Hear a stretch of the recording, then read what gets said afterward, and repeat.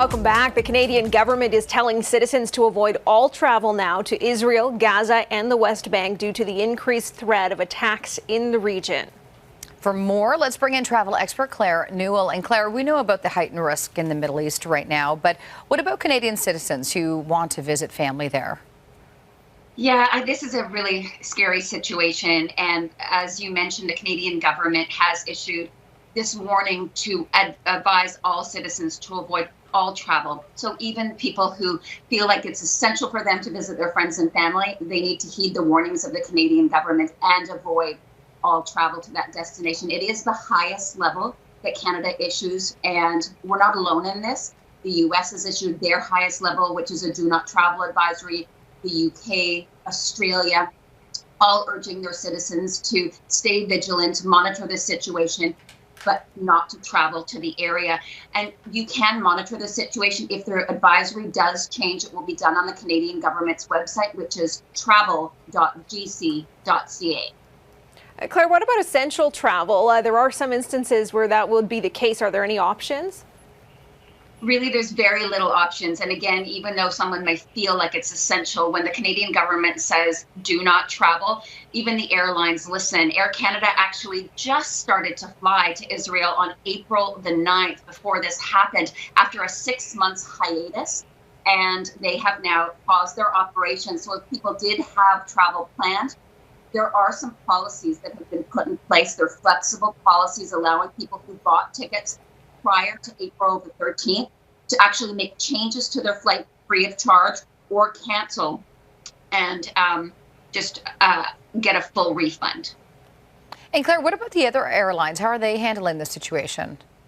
Yeah, Carolyn, almost every airline in North America is following suit because of the advisory in both Canada and the US. And because of that, they will not put their citizens into a situation that is risky.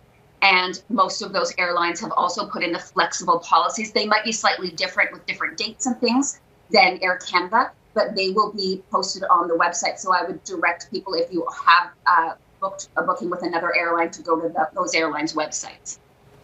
Claire, just want to switch gears a little bit to some who are able to travel, or snowbirds returning home to Canada. You have some tips for them to ensure that their ride is a smooth one.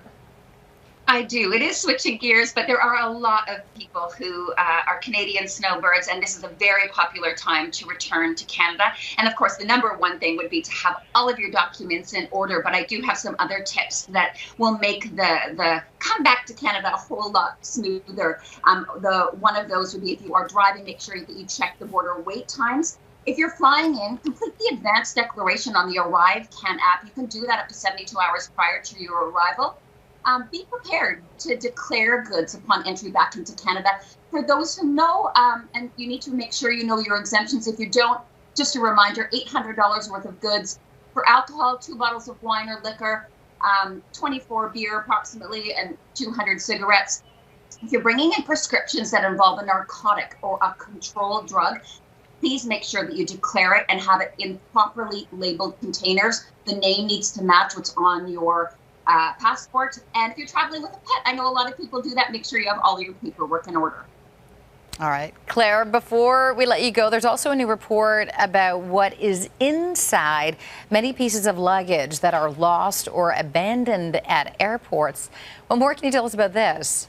Well, this is an interesting report. It's the very first of its kind by an organization called Unclaimed baggage. And so if a bag goes missing, many people don't realize, and it's lost for more than 3 months and you can't find the owner, it goes to this area, this business. And there were 2 million pieces collected just last year alone. Most of it was clothes. Of the top 10 items, 6 were clothes. There were some books, some personal electronics, which you should never put in a checked bag.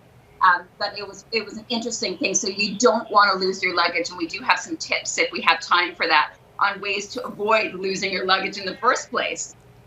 Walk us through some of those tips.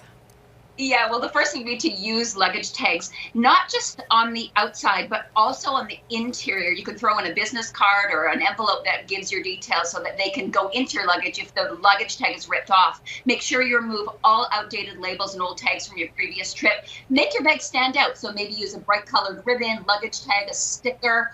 use a smart tracking device like an AirTag or a Tile, and keep your medications, your glasses, important documentation, a change of clothes, anything you really need in your carry-on. It should not go, especially if you've got something that you really value, jewelry or a piece of clothing that you paid way too much money for and you don't want to lose. All right. Always good advice. Thank you, Claire. Thanks so much.